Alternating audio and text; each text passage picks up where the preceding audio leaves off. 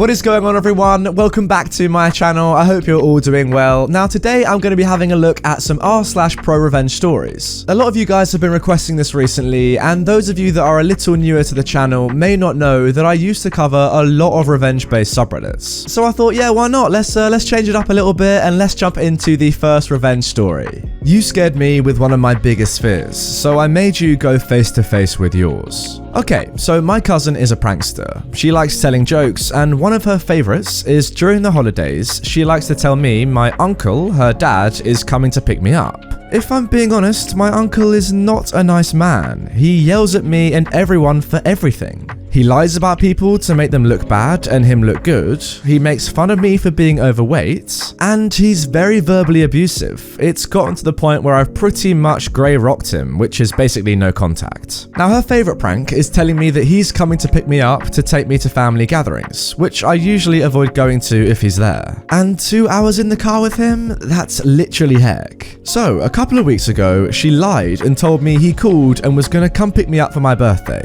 I felt like I was having a panic attack. I remember crying, hyperventilating. I was pacing back and forth, trying to figure out some way out of it. And yes, visiting him is just that bad. She started laughing. I told her that's not funny. She knows how I feel about the man. She said, "Don't you feel better now that you know he's not actually coming?" I haven't forgotten that. It's been 2 weeks. I've had enough of that prank. I wanted to prank her to kind of get her back. I remembered her biggest fear, clowns. She's been scared to death of clowns since she was a kid. So I had a friend that's over 6 feet tall dress up in a scary looking clown suit. I told her I got a free dinner for 2 coupon for my birthday to her favorite restaurant and wanted to share it with her to bait her. We left and I had my clown in place. The plan was to stop on the middle of this old rural road and stop the car at a specific spot where my friend was hiding. Everything went to plan. My friend parked his old junk car in the ditch on the side of the road. I stopped and said we need to check it out, see if they need help. While she's looking in it and looking around for the owner, I sneak back to my car. My clown runs out of an old barn and straight for us. She saw him, froze, and started screaming. She ran to my car, but I sped off before she could get in. I didn't abandon her, by the way. I just drove over a hill to where she couldn't see me from where the old car was and watched in my rearview mirror. She tried running with the clown chasing her, screaming for help. He caught up to her and she got on her knees and started crying. He laughed and revealed it was a joke. I drove back and started laughing with him. She told me that wasn't funny, and I repeated what she told me, the "don't you feel better" line. She screamed and yelled the whole car ride at me that I could have scared her to death. I told her that's how I feel when she tells me about my uncle. Oh, wow, yeah, I'm not really sure how I feel about this one. I feel like it might be just a little bit over the top. Do you guys remember maybe like a couple of years ago, there was that whole killer clown thing? I think the thing with your uncle is, you know that your uncle's not going to kill you. If you see a clown like this in public with all that killer clown stuff from before,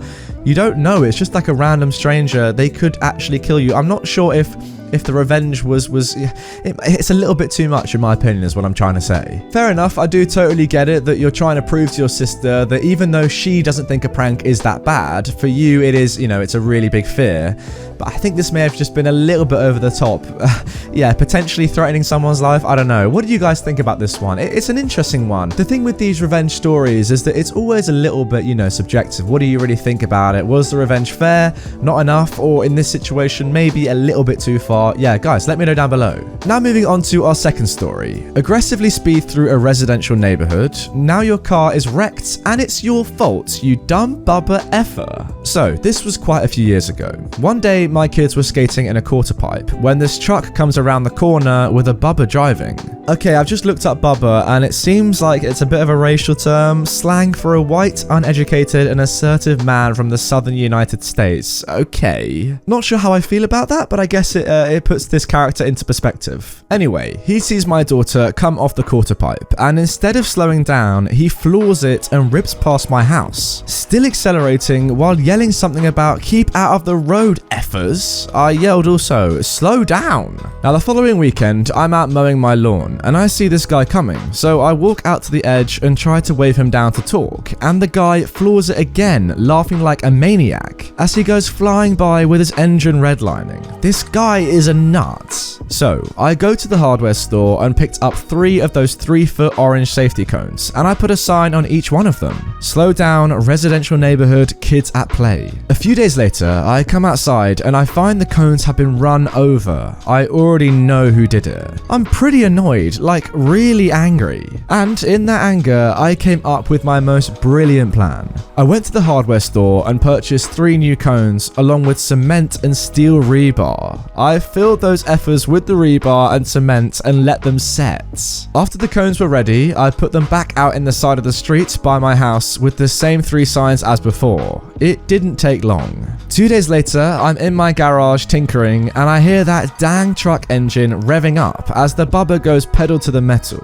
I look up just in time to see his truck steer towards the shoulder to run over the cones. Dang, it was a beautiful sight like none I've ever seen before. He hit the first cone with his bumper and the cone fell forward and rotated the base up towards his engine block and actually lifted the front of his truck upwards as his front passenger wheel made a direct connection with the second cone and launched his truck up even higher in the air. The third cone also made a direct hit on his right tire suspension as his truck came down to a screeching halt. There were fluids running out from under his truck and his passenger tire was angled inwards at a 90-degree angle. The dude was fuming and started screaming about how I wrecked his truck and how I'm gonna pay. I yelled back and said, "Well, then let's call the cops and get them out here to make a report, and you can tell them how you were racing down the road and intentionally ran over the safety cones. Or I can call you a tow truck. Which will it be?" We called a tow truck. I never did see the dude drive down my street anymore after that incident. I was worried he'd tried to get revenge, but nothing ever happened. And we moved out a couple of years later. Now this one I think is a little bit more fair, guys. I don't know, let me know what you think, but for me, if you are driving a truck, a massive truck, quickly down a road where kids are playing, that is clearly endangering their lives. That's some serious stuff. So to be honest, making the truck crash and therefore making it not come down the road ever again, I think that's fair enough, even if the guy may have got injured. Luckily he was okay, but you never know that while you're placing the cones out, obviously. The thing is though, you gotta think, like, what would have happened had this guy not done anything? Well, the truck would have kept coming, the kids would not have stopped playing on their own street, and yeah, there seriously could have been a very, very terrible accident. So on this one, OP, I think you did the right thing. Now moving on to our final story, I killed a tow company with one simple phone call. Several years back, I went to work for a towing company. It's about all I know how to do other than paint cars, which is drastically affecting my health. The pay was pretty decent, but we had to share trucks and the boss felt that he knew where we needed to sit in order to get the best calls. This is important for later. Several months in, I realized that I was not making the type of money that I should be making. So I took the opportunity while I was sitting in a parking lot one evening to start researching the laws pertaining to employees in similar positions. The boss was kind of a butthole and the trucks had transponders so that he could see if we had them idling with the air conditioner on a hot day or idling with the heat on a cold day. He was always calling complaining about something if the wheels were not turning. During my research, I discovered that if he was requiring us to sit in a parking lot, street, or any location of his choosing, then we were entitled to be paid an hourly wage, not just our commission.